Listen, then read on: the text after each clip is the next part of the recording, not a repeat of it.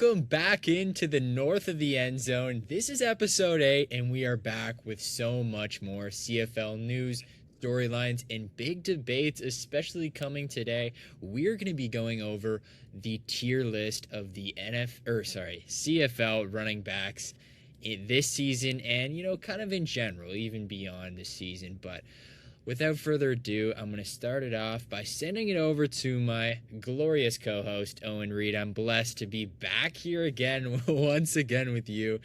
Owen, how was your week? How was the CFL? Anything really catch your eye this week? Well, you know what? I always love the intro. You always got a great new buzzword to introduce me with, and I think that's fantastic. I'll be glorious. I can't say I've been called it, but I'll take it. It's good. It's a great word. Nonetheless, I've been great, man. We had an interesting week. I'd say we had definitely one really good competitive game, which definitely I think we need to start with. But nonetheless, before we do, I'm excited to rank running backs. I've been trying to talk to you about running backs so far this year. We got to the idea. And nonetheless, I think we'll have a very similar top and bottom of the rankings. But I think as two guys with lots of NFL experience here, we're going to really be able to break these down in probably a similar sense. And we have an idea of kind of the guys that we like here and how they fit well in the CFL. But that's going to be another question that I bring up later on when we get into running backs. But like you said, this week in the CFL started off with an absolute banger, and that was must-see TV. If you are just getting into the CFL, you definitely got to go back and watch that game. That game was just highlight after highlight. And the biggest thing for me was momentum shifts. And this is something that I finally have really come to realize in the CFL, that the amount of momentum shifts that happen are definitely a lot more than the NFL, just because of those fewer downs, all of these rouge things that can have all these crazy things that just come into play, and the game can shift like on a dime. And I really found that this week, that is one of the big things I noticed, and it really got me excited. But, without my little rant there, I'm going to send it back to you and kind of, give us a rundown of how that game went. Absolutely. It was totally a game of momentum swings. But before I say anything, there was a really, really touching moment just at the beginning of the game that really just goes beyond football. For a little bit of a darker tone on the podcast, the passing of 22-year-old Bishma Raj Garuyu and late team captain Jaden Dalkey, following a very tragic car accident, kind of took place surrounding, two Saskatchewan Rough Rider players. It's been really tough on the community. He was big captain, big leader in the locker room. And to start off, it was really touching. Head coach Corey Mace fielded only 11 players, as typically Dalkey would take that last spot. And the Riders, it was kind of acted as a good tribute to him, and they let it go at the end zone. No penalty accepted or anything like that. It was just a nice, touching moment. But all hearts and thoughts go out to that family. So, nonetheless, though, going into the game, quite a good performance, trying to honor the man for sure. They put up a really good day. When do we not like seeing Harris versus Fajardo? Fajardo had just a ton of huge, what was it called? A lot of kind of shorter, intermediate passes versus Harris's just long ball chunk yardage, which made for such a great day for most of his receivers. Mm-hmm. And coming down to the last minute, it was really tight game. Rough Riders, they blew a few chances, had a few flags, could have made the lead a lot more. But heading into the last moments, they only had a 2-point lead with the Elks having the ball, or 1-point lead with the Elks having the ball. Went down the field on a last-minute drive, and their kicker for the Elks put it through to win the game 36-34. Incredible performance by the Elks. They hung in there. Great performance by, who was it? I think it was Mac. Put up 173 yards off of only 4 carries. Four catches and 2 tutties, man. Wow. It's insane day. But is there anything you saw on the Rough Rider kind of side of things in that last quarter? To start it off, right? Both quarterbacks combining for 900 yards. How often are you going to see that? That's just unreal. Combining for 8 touchdowns as well. Only 1 interception there from Harris. But yeah, on the Rough Riders side, they really were trailing in the game for, a lot of this year. They made that really big fourth quarter push there, like they always do, trying to find ways to win. And you really thought they had it, but then Fajardo going on an absolute run there at the end. Luther with one of those big catches towards the end, and he again had a day as well, 157 yards off 10 catches. So yeah, it was just unreal offensive game. And again, I believe this was also AJ Ouellette did leave this game with an injury, which was unfortunate for Saskatchewan. So that's going to kind of hurt them there, I think, going forward. But again, after that, nobody really stepped in.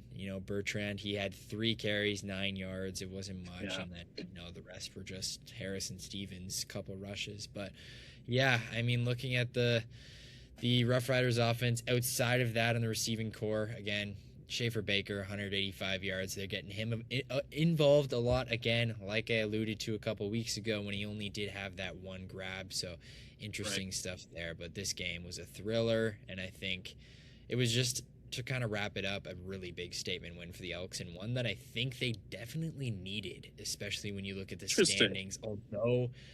Although they are 6-1 now, I think looking at it flipped, if Saskatchewan would have won this, I think it was more likely that they would have ran away with the West Division, and now it's going to be a lot more of a contest. And I think Edmonton has their foot in the door of really closing this out and maybe being the first seed in the West. But that'll be another question for another time. But let's move on forward to another big game in the West, where Calgary and Winnipeg went head-to-head, and Calgary putting up 52 points on Winnipeg, winning 52-30. This was another big game, big play VA. He had another day, 319, 3 touchdowns, yet to get an interception once again. And then you look on the other side of the ball, and this is where Drew Brown started to see a little bit of ghosts, you might say. I think this is the biggest question of the week for me. I don't know how much you saw of this game, but Drew Brown had 4 interceptions. And again, I don't know if the question was it Drew Brown's fault entirely, or was it the offensive line? So is there anything that you can allude to there that might help me and everybody else get a little clearer vision on what happened there? But I like the question, because really it's tough to say. I mean, Drew Brown, I have to say, he was pressured a lot, for sure. Yeah. Really, the errors came when he went outside the pocket. I mean, he scrambled a lot. He looked like he was not quite in control of his accuracy. He was thrown a little bit high, which led to 3 of those interceptions. Yeah. By the way, 3 of the interceptions were to the same guy. Yeah. The guy, what was his name? Something LaBrosse. Ben LaBrosse intercepted this guy 3 times, almost a 4th. I'm not sure if they counted it. And then he got intercepted 1 other time. All of them looked pretty definitive, too. Yeah. Like, he was trying to do more than he had to on a lot of plays, which kind of just led to a lot of recklessness. Yeah. And I understand, like, the pressure that goes into a really tight game, right? Having to fill the shoes of, the big man who's out already. And so he's trying to make big things happen. And with that, some concerns arise about the accuracy. But, hey, he stayed in the game till the 4th quarter. Just the Stampeders offense, man, they ignited. And that's where I'm going to throw it back to you. What do you think about the man of the day, the man of the week, Tyreek McAllister? You want to tell them about his performance? Let's talk some history here now, Owen. I know the Stamps have made some history earlier in the season with VA, but now we're looking at a guy, Tyreek McAllister, made a huge impact on this game and a huge impact on the first half. He had a rushing, receiving, and return touchdown all in the first half. What a day for Tyreek. And this just goes to show that this Stampeders offense is so deep, because he isn't even your running back 1, right? You have Dedrick Mills, you have Tyreek McAllister. They're all doing stuff from every which way, and this almost reminds me of a very Detroit Lions-esque offense, where you have a Montgomery and Gibbs, 2 guys who can really contribute in 2 different ways, where Mills is going to pound the ball, McAllister is going to be this little shifty guy doing his thing, and this is perfect for the Stamps. And then you got VA at quarterback, where he's also making a little bit of history, right? He has now extended his streak to 21 consecutive touchdown passes without an interception, going back to last season, setting a new CFL record. previously held by Ricky Ray and Darren Durant at 17. So that's now he's cleared that by 4. So this Stampeders offense is making history, man, and that's just amazing. So I will pose it to you to kind of wrap this game up.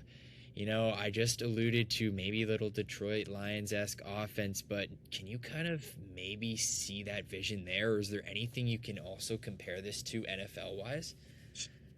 Oh, not to glaze, because earlier in the podcast, early in our series, I was wearing a Chicago Bears jersey. But a guy who hasn't thrown a lot of picks sounds a lot like Caleb Williams, great and Oh, great yeah. big summer. But no, nonetheless, you kind of said it perfectly. I didn't even think about their 1-2 punch. It's a great example though, Like because yeah, man, McAllister's so shifty. What can he do? I mean, exactly. his receiving touchdown was due to busted coverage, but hey, someone's got to recreate the busted coverage, Yeah. so he got there. But man, VA3, he looked really good out there. Really, he just outmatched Drew Brown at the end of the day. And yeah, end of the day, he's just clinical. Jalen Philpott looked good with 128 yards. And I think that's really all I got to say about the game if we're okay to move on to Argos Yeah. Lions. I mean, it's just a full circle offense, and if they can even try to maybe incorporate McAllister a little bit more, like you really have a lot of pieces here. But yeah, moving forward, take it away with that Lions Argos game, which maybe wasn't the most exciting game of the week. Yeah, I'm gonna keep this one a little bit short. Bryce in his second or first start, I couldn't remember. He's been with the organization 4 years. He was just not hitting targets. It was just a case of like the early game jitters. He just couldn't kind of rub off, especially when you're facing Chad Kelly. Yeah. I mean, Chad Kelly just dominated really early. And if he didn't get injured for the rest of the game and Nick Arbuckle had to step in, then it would have been a disaster for the Lions. But nonetheless, to kind of recap the game, Lions scored 12 points off forward field goals. They had 2 straight 2-and-outs to end their first 2 drives, and the Argos really just dominated. Kelly went down a little bit early, like I was saying. Apparently, he's good for next week. So everybody listening, Argos fans, Arbuckle will not be playing next week. Right. But some exciting news in that Lions rookie had his first snaps. His name was something Slater. He's apparently set to start. That's it. Salter. Caden Salter. He's set to start next week. I'm excited to watch him. He looks accurate in the late games of kind of a game that was over. But what do you kind of think about the future of this BC Lions offense?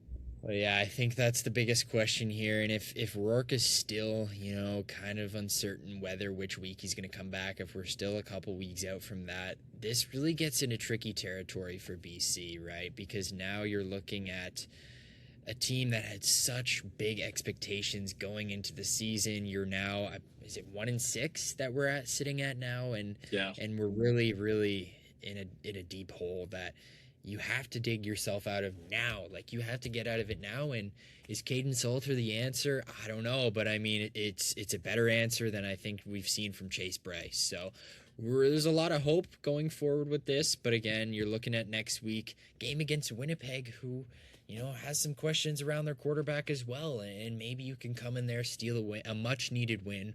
So, yeah, this is going to be a game that both teams need, but, yeah, we'll get to that later on.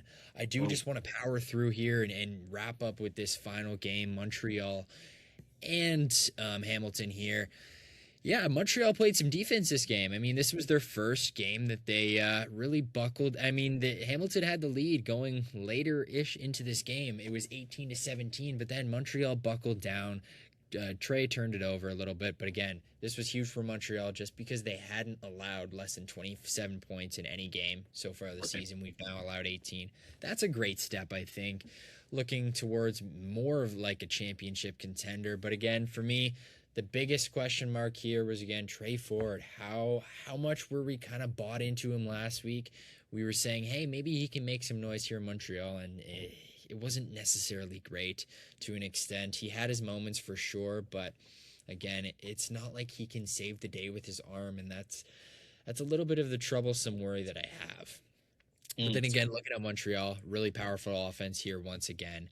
Travis Tice was playing a really big role once again. And I think that's one of the biggest things that if they can start to incorporate that and have him, a monster game here with 156, but even if you can get like 80 to 100 from him, night in, night out, that's just going to be huge. Davis only had to have 187 yards passing in this game, It's interesting enough, wild. right? So the biggest thing here was that rushing game, and they established that, and that's exactly what you want to do. So yeah, props to Montreal here as we kind of go forward. But yeah, they closed this one out, and that was a little bit different than what we've seen, right? They've kind of had these bigger leads and they've given them up. It was the opposite now. They had to fight a little bit. They played a fourth quarter really well. That was the biggest thing. So I'm honestly just going to push right through. I know you might have some thoughts on this game, but we Mm. can get into that. But I want to push right through because I'm super excited about our running back talk here, and I want us to have Yes, as sir. much time as possible. So let's give you a little bit of a rundown on how this is going to go. I got a few questions here, starting with some of the running backs, but then we're going to get into a nice little tier list here of all the starters, and I might even throw maybe a little Tyreek McAllister in there just based on that big game he had. So we'll rank them all, see how it goes, but let's start it off. I got a few questions here for you. You Okay. know, Must be. one of the ones I'm going to start off here is that do you think any of these teams in the CFL are relying too heavily on the run game, or do you think any of them are not relying enough? And I'm curious if there's any teams out there that maybe stand out to you in that regard. Mm.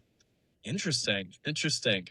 You know what? A team that immediately came to mind when it came to running backs, because it's been their issue for this season, last season, season before, is my Argos. I Yeah. mean, they've had a lot of potential at the position. Sam Hicks has a lot of explosiveness. He's shown some flash. He had a great, I think, 61-yard touchdown in the game previously. And I think that they just got to kind of get that side of the ball going. I know there's a lot of offensive line kind of struggles that have led to that.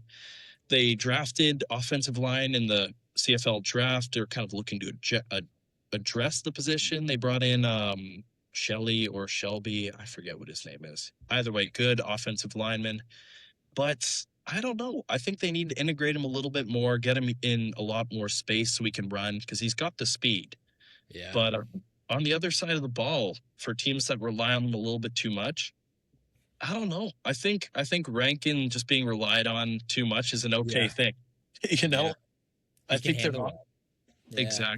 exactly. I mean, he's explosive. He's the most efficient running back in the league, and I think he's on both of our spoiler alert S tiers probably. He's got yeah, I know not to jump ahead a little bit. Yeah.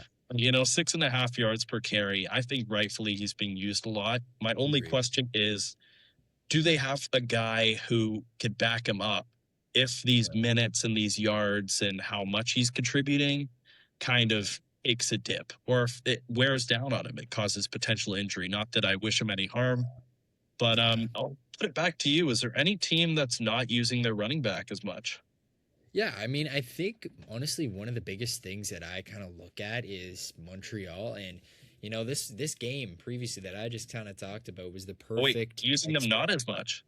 well, yeah, I don't think they did use Tice as much as that. Like, I think they needed to establish this more in order to free up Alexander more and free up, Philpott and all those really, talents that they have in the receiving core to, make this offense complete. And I think this game right here proves that wrong, that they can do that. And they really established Tice so well in this game. And, they didn't even need to use the receiving core. So when you do that, that just perfectly sums up a well-controlled system, in my opinion, a well-controlled offense when you can go out there. Because the first thing you need to do is establish the run and see what you have, right? If the team can shut down that, then then you got to go to the receiving game and you got to use your arm a little bit. But if Mm. you can start off by with that rushing game, keep doing it until the wheels fall off. That's probably your main goal going out there, right? Because that's the easiest thing to do. You're handing it off and the guy's just running, right? Like you don't have to run the risk of throwing an interception or causing a turnover or anything like that. Like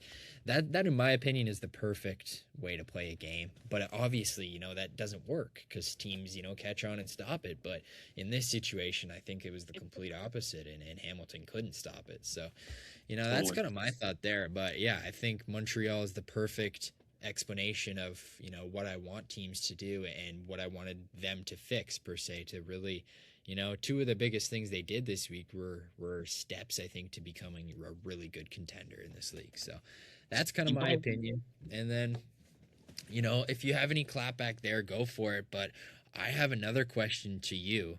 sure. Um, one of the conversations and one of the thoughts that's kind of been brewing in my head, right? We're both NFL guys. So Mm. something I'm curious as I kind of learn more about this league as well is that do you think because there's one less down in the CFL than the NFL that it's less important to have an established run game because you only have two chances? Like Mm. my thought process here is that if you go out there on first down and run the ball, right, you have one chance to then get the first down. Like if you only get a yard out of that, it's 2nd and 9 and you gotta, go out and get 9 yards on one pass. And if you don't, Mhm. you're punting the ball away. So that's kind of my question there. I think that's pretty valid in my opinion. But what do you think on that? Yeah, you know what? The reason I was going to interrupt you before is I was going to ask something very similar, right? Yeah. Which I'll kind of put into my point here, right? Is that I think it's incredibly hard for CFL running backs to establish themselves in popularity the same way that NFL running backs do, right? Yeah. Because their goal in a CFL kind of setting is to Yeah. go in there and beat the crap pardon my language, beat the crap out of the O-line. Yeah. You're running straight into that. You're getting bodies hitting each other. It's meant to just wear out the O-line, give your quarterback more time in a throwing type of league, right? Yeah. And so I think it's yeah, you know what? I think it's not so much that what's the word? It's not as important to establish like as much of a running game, but it's more you have to be really, really technical and clinical with it, Yeah. Yeah. Because look what Montreal's got. They don't use Tice as much as they do, but he's really talented and they succeed. So they Exactly. should start to use him, like you were saying, in some more positions to kind of free up the versatility and flexibility of kind of their game. And that's what Yeah. it's used kind of for in the CFL. So if you're a guy like Rankin who's averaging 6.5 per yards per carry, that's huge to establish a running game. But then again, if you're playing well in the receiving game, why would you need to? But I'll kind of turn it over to you. Do you got any thoughts on the comparison CFL NFL? Yeah, I think, you kind of bring up a good point there that, kind of makes me think that you have all these talented guys, like, and they need to find ways to get them involved, right? And if they're just the running back and they're not anything else or used in any other situations, it's just kind of wasting them. So you kind of look at Tyreek McAllister, especially this week, and it's, if you can get a guy that's that talented, just get the ball in his hands and let him work. So, they do a great job at that with the return games, letting him go and do that. But then again, we see it this week with him in the passing game and in the rushing game. So, yeah, I think it's about just getting your talented guys involved and maybe even not as much worrying about, necessarily positions or certain tactics that you would normally use in an NFL style game, right? You can have a guy line up in the backfield, but that doesn't mean he's going to be taking the ball on the handoff. So, there's definitely ways to get your guys involved, and I think that's the biggest thing in the CFL is get your talented guys involved, right? And that's the biggest thing. So, I agree. I agree. I also yeah. really like how this is just my last thing on the Yeah, question no, keep going. is like you see in the CFL, I think a lot more receiver play with running backs, right? And I kind of like Mm, to see that. Rankin, he yeah. gets I'm blazing him a lot this episode. Well, But I mean, rightfully so. rightfully so, right? Okay, glad you agree. Glad Yeah. you agree. But nonetheless, they include him a lot in kind of the receiving core, which I kind of like to see because you're a truck. Why not like create a little bit of a screen kind of Exactly. pass, get the guy out in space. So I kind of Yeah. dig it. I dig it. Yeah.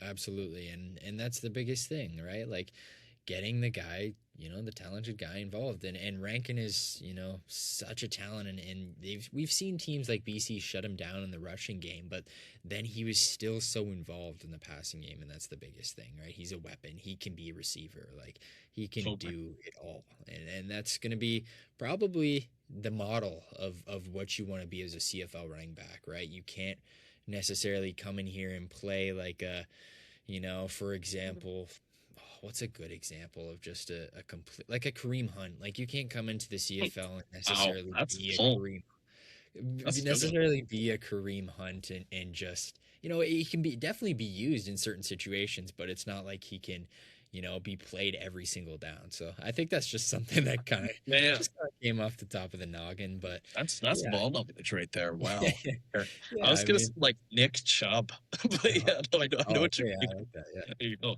That's a good one. Well, I mean, as we kind of move on, honestly, like let's get into this tier list, right? We're really trucking along in this episode, but I mean, the meat of this episode or the meat of this conversation really is going to be this tier list. So I'm going to go through all these starter guys and let's start having a little conversation and ranking them. So Yeah. without further ado, and these are in no particular order, obviously. Let's start it off with Justin Rankin. I think we just kind of alluded to him there. I think it's pretty obvious for me. I'm going to say S tier. I think you probably agree. Yeah. I was just about to ask. I am writing this down in a doc so we don't Okay. so that we don't forget this. Okay. But yeah, I think we can both agree Rankin's at the S tier. I think he's my number one. Yeah. I think I'm gonna put him above Oliveira. Okay. Better stats. Yeah. I just think he does more for the team. Oliveira's great. Well, legendary. He's gonna be probably Hall of Famer.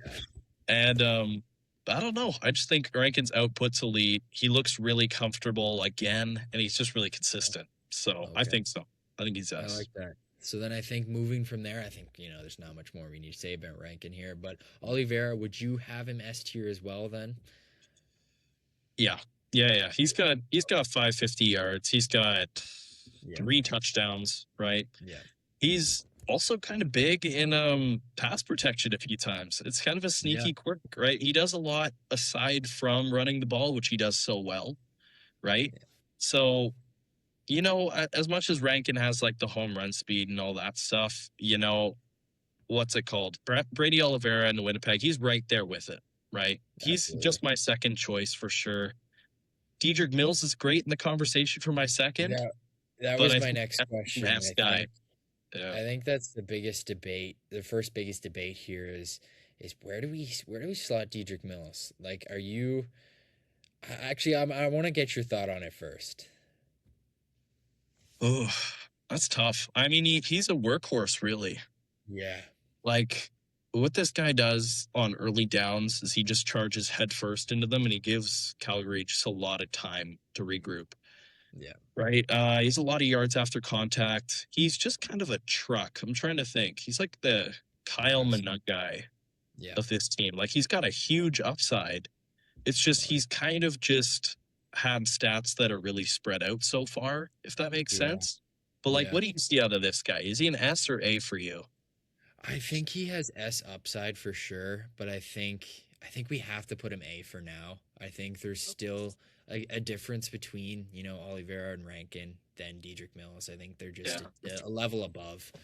But again, like there's that's nothing to take away from Dedrick Mills and what he's done so far. Like he's the Right. leading rusher in the league thus far through Is he really? 7 games. Yeah, he's Shoot. sitting only by 20 yards, but yeah, 584 compared to Rankin 561 and Oliveira 551. So it's Damn. close, but yeah, I mean he's proven that he's got that upside for sure. So I'm gonna keep him at A if you're in agreement there.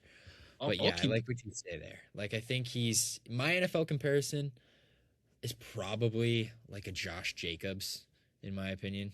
I can see Okay. him like he's got that power, but again, like he lacks maybe a certain tool in my opinion. But yeah. Okay. Okay. Okay. I like it. I like the comparison. Yeah, that's pretty good. Yeah. I don't like Josh Jacobs, but I respect the take. Yeah, yeah, I respect him, but again, I'm kind of with you on that as well. I guess Yeah. as a Bears fan, you kind of have to. But Yeah. We locked him down. um, We locked him down. yeah, I mean, moving to my next guy, we talked about him a lot this episode, and that could maybe filter this in. But Travis Tice out of Montreal, I got him A tier, and I think Oh, his skill is. I think he's A tier. Like I don't know. I'll ask you, but for me, he's just been such an he's such excellent vision. Like he finds those gaps in those he can cut through really efficiently. But where are you with him? I mean, like you got to say with the stats he's putting up, he's S or A. Okay. I don't know if I'd put him above Dedrick Mills just because I feel like I Yeah. haven't seen him as being like Yeah. a crucial part of the offense. You know, because I just think of Montreal, I think of receiver core, right? Yeah. But he's got great stats. What 538 rushing yards, if I have that right? Yeah. He's got apparently averaging 100 total yards per game. Didn't know that. Yeah. But nonetheless, I know he's an efficient guy. He works really hard. He's got a low frame, but I gotta go with A, but he's a little bit above the Dedrick Mills A, if that makes sense. Okay. Interesting. Maybe, Interesting. maybe. Yeah. Like just on Okay. upside, like what I think he can do based on Yeah. last game. Agreed. Yeah. Yeah, I think he does have a little bit more upside than I would say Dedrick Mills. Like I think there might be a little bit more potential, a little bit more like development I could see in my Yeah. opinion. That's just kind of where but again, I think right now I would have Mills a little bit above, but I think potential wise, I think I could see that flipping for sure. But again, it's just Yeah. how he can get himself involved and really, develop. But we've seen it, this week as well. So maybe my comparison there, yeah, another pull, not necessarily Yeah. a pull, but another good comparison here that comes to mind. Kind of like a Kyron Williams per se. I Oh, think, yeah, I think that's kind of clean, honestly. like not a flashy guy, Yeah, right? But he kind of just is really efficient, puts his yeah, head cuts down. through Is it space called a pretty. lot? Yeah, Okay. Okay. yeah. What do you see in the Kyron Thice um comparison? Curious. I really just like. I think it's for me. It's really. I think they're really compact in the way that they run the ball. Like I think they do Mm, it with precision, and they do It's really the big thing is the cuts for me, and it's like it's hard to put it all together into words, but the way mm, that they play the game, I feel is really similar in that sense. uh, Um, yeah, but moving to the next guy, I'm gonna throw the name James Butler out there and see where that lands with you. oh man. That's a you know what? I'll actually get you to start on Okay, James Butler. Because all right. I think I'm still up in the air about him. I need some convincing.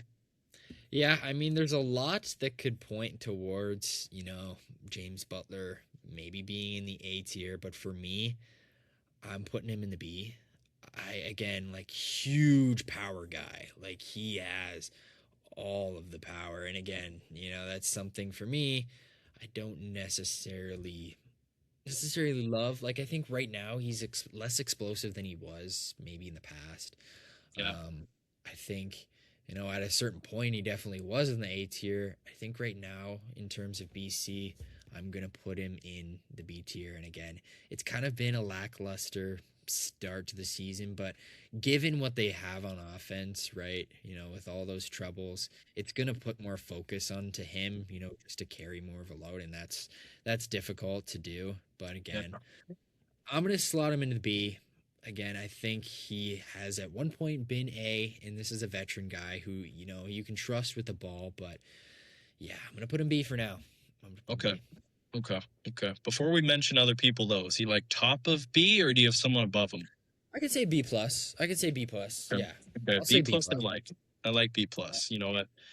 Butler's tough for me. I mean, yeah, I'll say he is a future A by the fact that he like the sheer yardage he's gonna have from their yeah. quarterback situation being up in Oh the yeah, air is yeah. gonna push him to be great, Right, right?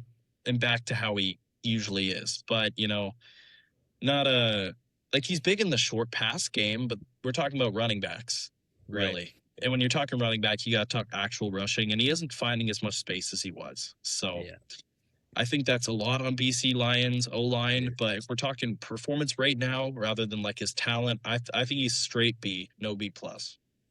Okay. Okay. Yeah. No, I'm good with you there. Then I will take that. I was gonna compromise because I thought maybe you were leaning more higher. So yeah, I'll stick Yeah, with there you B. go. I I won't go like B that. plus. Okay. All Okay. right. So then moving forward, now we're kind of getting into a little bit more of debate territory as we round this out. But Larry Roundtree of Hamilton, um, where are we with him? He's an interesting guy necessarily. He's a physical, he can handle some of this workload, but I don't know, it's not necessarily the big name that you would really want at running back per se. It's not going to be a guy. I think there's a difference still between him and guy like James Butler. That's why I'm like, I don't know if he's B. I don't know. I think he's B. I think he's definitely B still. But I feel like there's a slight difference between him and Butler in the styles that they play. So in my opinion, it's interesting to compare those two. But I'll send it to you. Where are you on him? You know what? I may shock you with the take a little bit, right?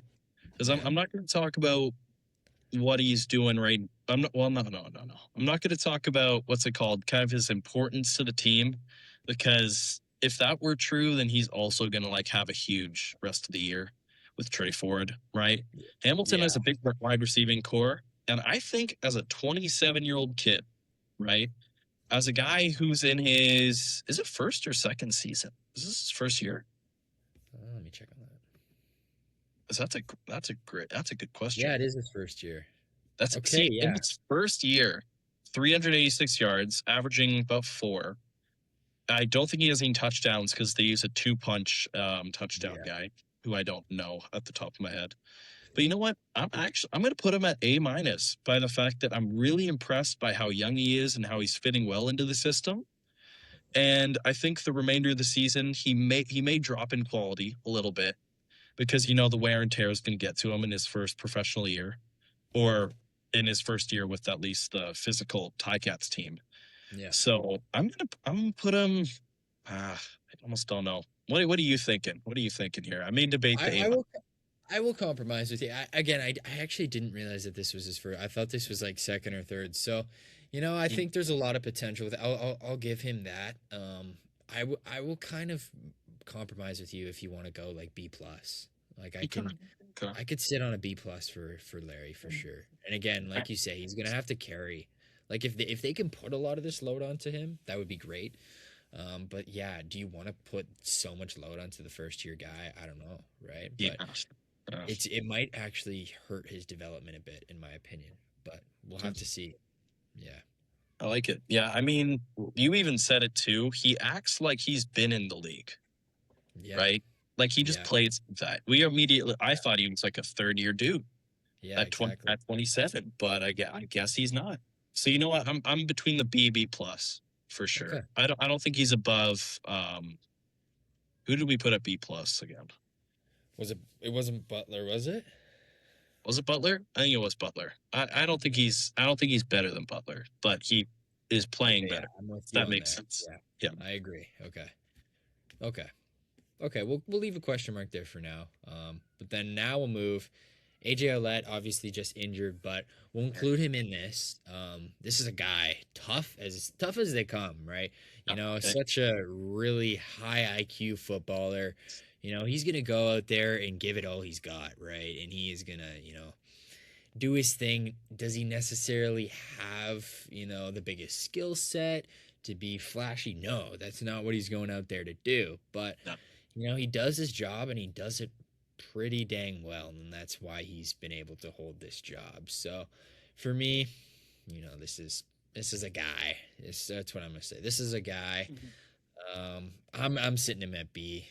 I'm gonna say like this is the lower version of B per se, but this is like B, Good. and then you have the Roundtree Butler, then there's AJ Ouellette. So that's I think a confidently way I can put that. Hmm. Okay, I like that. I like that. You know what? I'll pose you this, right? Because I believe Olet's perfect definition of a B, right? Do you think Yeah, if Olet's a B, is Hicks a B plus or B minus? I don't think he's a yeah. C. I don't think he's a C. I like how you're It's throwing that. I think B minus. I won't go to C. I know he has such big potential. Like and like he, he's so he can do fast, you know? yeah, big plays, man. Like when who would actually I want to ask you this. I want to Okay. say who would your NFL comparison be for Samuel Hicks? Oh, I can't say Cook because that Cook's too good. Yeah. um, I'll go with like DeAndre Swift. Ooh, okay, I like that. So I Yeah, think he's small, and he makes some stupid mistakes. He also gives up a lot of like 1 yard first downs, which yeah, is like detrimental, yeah, right? But Kelly kind of bails him out. And yeah, so, I mean, he's a fast guy like Swift is as well. He's got really good speed. He's really good in like open field playmaking, right? yeah, It's just he's not quite there. I can't even put into words what's yeah. missing, but do No. you have a comparison yourself or are you kind of just sticking Yeah. with me? I something that weirdly came to mind. I don't know if it's the blue, but I'm thinking like Tajay Spears, and that's like a pull. That's Tennessee Wow. Titans. That's crazy. That's a crazy. I Okay. think that almost like sums it up perfect. Like this is a small guy. He's gonna give Yeah. you flashy plays. But again, he's not gonna be necessarily consistent, and I don't know if he's necessarily the guy you want at your number one, right? You got to have a two punch, I think, with him, and you got to have a really tough, hard nosed guy in there to give you some other stuff. But he's definitely a flashy and really talented piece. So that's where I'm at. That's where I'm Chase at. Spears. Wow. Yeah, I can't get over that. That's a good yeah. pull. I Whew. mean, the That's viewers still are that's definitely it. going to see the ball That's take of knowledge. the week right there. That's Yeah. good. And I think that's pretty good. I think people are gonna like that I think that's a if good they one. know ball. Not the Godfather, the Puppet Master is very happy about that Oh, one. he better be. And then lastly, I think we'll bring this in. I have one more bonus afterwards, but Greg Okay. Bell, Ottawa Red Blacks. Wait. Where are we on Greg Bell? Oh, I think I alluded this to you either before Yeah, podcast or very I thought beginning. this is where you were going. Yeah, I mean, we have to have a C tier, and I think he's just going there. Yeah, it's hard. He's, Like injuries have yeah, kind of hurt him a little bit. I think he has some potential, but yeah, I think like at he's the steady, I yeah, guess. at the I moment, don't. I agree. I think this is by definition C tier for going off this season, and yeah, that's obviously durability is now going to be such a big concern with him, and yeah, interesting enough, but I think C tier. I don't think there's too much more I have to say personally, but It's a confident C tier. Yeah. yeah, and that Is he brings me to my the party bonus. alone? I feel bad. Yeah, that's fair. That's fair. But I do want to get to my bonus. My bonus is Todd, or not. I almost said Tajay Spears. Tyreek McAllister. That is Oh, my bonus here. oh I man. personally am gonna Are we slot him okay? into. I almost want to say B plus. Like, is B plus a conversation to be had, or am I overreacting? Okay, wait. Are we talking like he's playing running back McAllister? Or are we talking about how he's playing in everything McAllister? That's a good question. I think Because we like have. if you're talking about him rushing for 183 yards from like field goals, then Yeah, I think he's an S this year. that is true. Oh. Okay, we'll say return aside, so only what he can do receiving and rushing. Like I think Okay. he's such a valuable piece that he has potential for B plus. Maybe at the current moment he's more so B. Um, Ooh, okay. but I Okay. feel like he should be over some of these guys. I think so too. I mean, I don't know. I kind of think A minus. I Okay. think I want to put Dedrick Mills above him Yeah, yeah, for no, sure. definitely Yeah, okay, that makes sense. Okay, we both agree with that. Tice above him, Dedrick Mills above him. Butler, do we put Butler B plus or A minus? B plus. Yeah, I'll put him above Butler. I Yeah, think okay, I like McAllister's that a lot. shifty.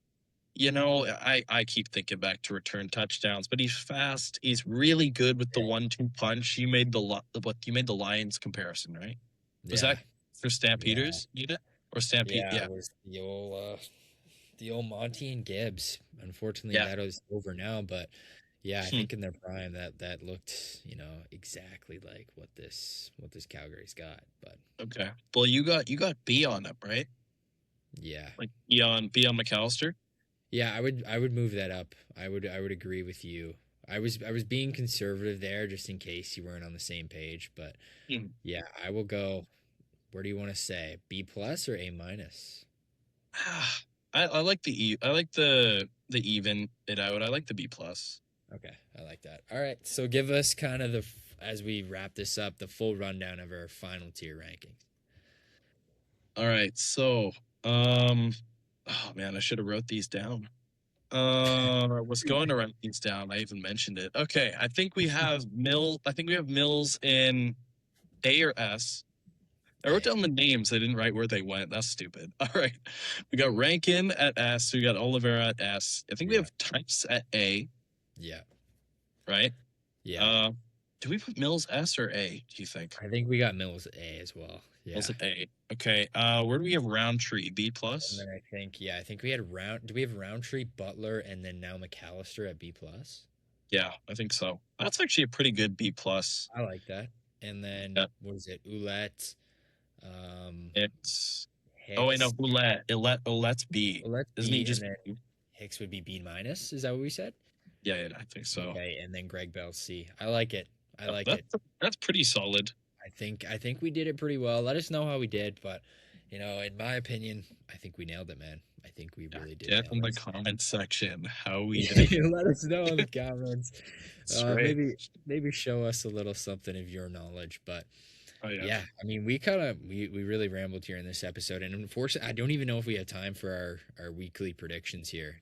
Yeah, we went off. I mean, we just had fun with the running back rankings. Yeah, I mean, I think that's exactly what we needed to do, and that was a really fun episode. But you know, come back next week. We're gonna give it all to you again, and we'll fit some time in for our predictions. But this is gonna be a big week in the CFL. I'll quickly let you know the games. Right, we got BC Winnipeg Thursday, Friday Montreal is gonna be visiting Ottawa, coming off their bye. Who knows?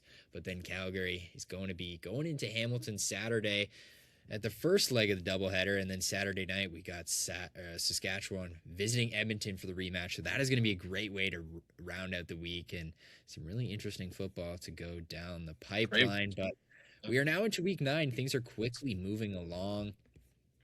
But once again, you know, tune in next week. Tune into all the games this week. We're going to be back with some more big debates, storylines, news, recap, everything you could want. Here on North of the End Zone, once again, I have been your host, Brady Locke, joined alongside my lovely, glorious co-host, Owen Reid, and we will see you next week.